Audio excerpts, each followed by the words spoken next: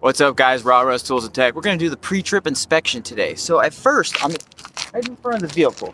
I want to make sure that I'm looking underneath the vehicle, make sure it doesn't have any leaks indicating a problem, make sure that the vehicle is not tilting to one side or another, indicating either a suspension problem or a problem with low pressure in air or a flat tire. I'm going to check the headlights, make sure they're not cracked or broken or missing. All right. Now I'm going to open the hood and check out what's under there. So here we are under the hood on the passenger side, the right side. So first I'm going to check all my hoses, make sure there's no ABC, abrasions, bulges, or cuts. Make sure they're not leaking. All of the hose clamps are properly mounted and secured. From all my hoses, I'm going to come down to my exhaust.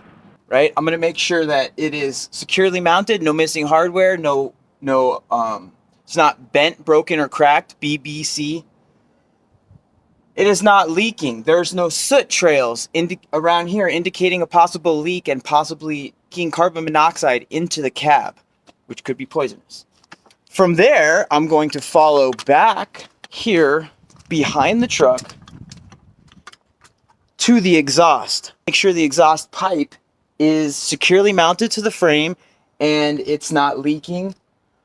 While we're back here on the passenger side, I'm going to check the fuel tank. Make sure the cap is securely tightened and that the fuel tank is not broken, bent, or cracked and not leaking. On this side, on the passenger side, we also have the fifth wheel locking jaw release control arm. We want to make sure that is completely in the locked position. The jaws are locked around the shank of the kingpin. All right. So I'm going to be checking my alternator right here. Make sure it is securely mounted, no missing hardware. It is not cracked, bent, or broken.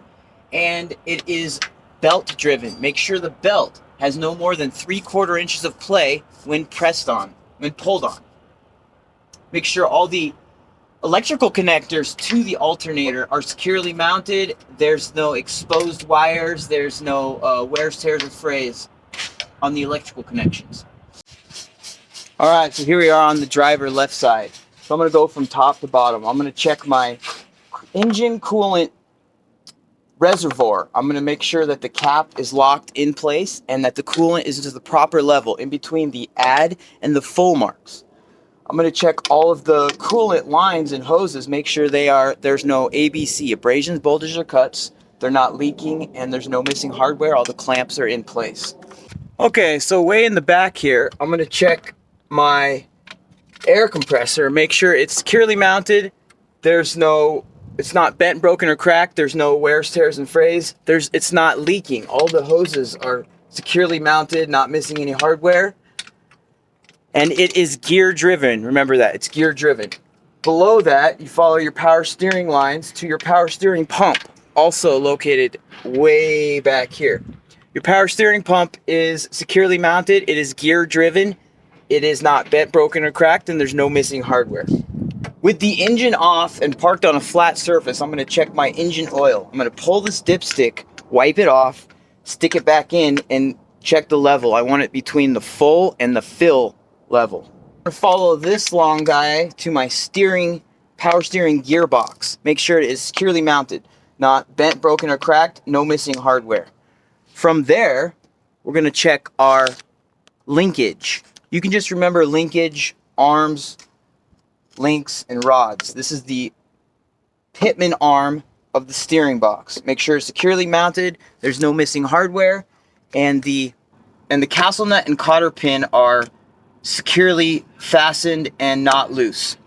From there, I'm going to continue my steering through my drag link. From the drag link here, I'm going to check my tie rod. Make sure it's securely mounted. The castle nut and cotter pin are securely mounted in place. I'm going to check my shock absorber. Make sure that's securely mounted, no missing hardware, and the bushings are in good condition. Suspension. My suspension includes the U-bolts holding the leaf spring. Make sure they're not bent, broken, or cracked. Scissored or shifted. And the U-bolt nuts underneath are there and they're not missing. From the leaf springs, I'm going to check the leaf spring mounts on both sides. Make sure they're securely mounted, no missing hardware, and they look like they're in good condition.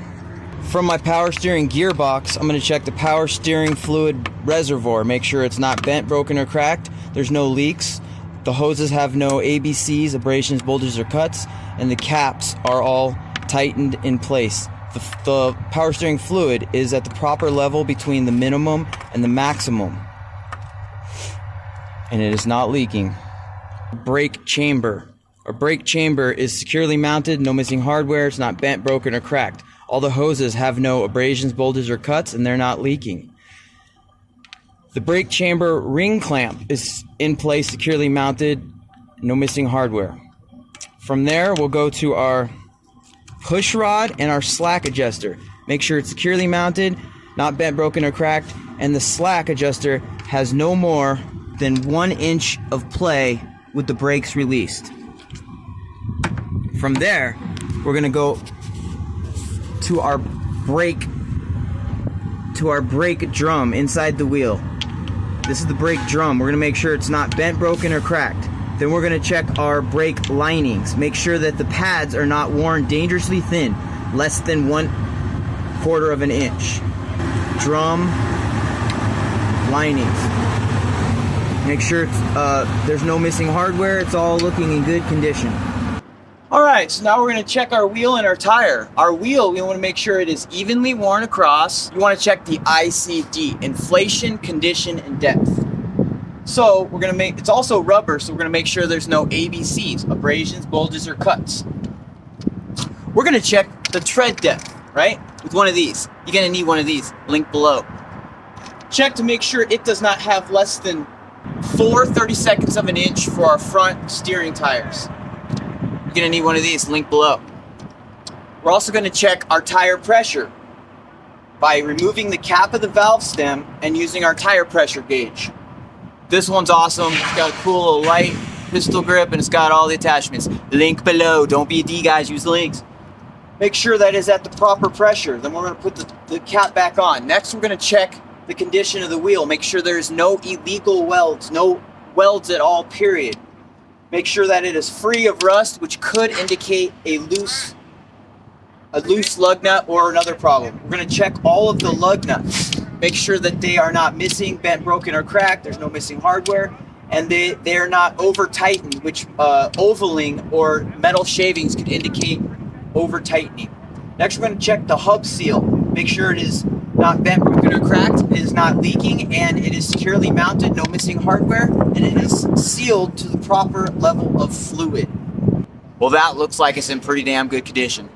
Alright, so we're going to check our fuel and fuel lines, and if it's leaking, it's perfectly fine because it's not on the test. No, I'm just kidding. It's not fine, but it's not on the test. So if it's leaking, that's bad, but not on test.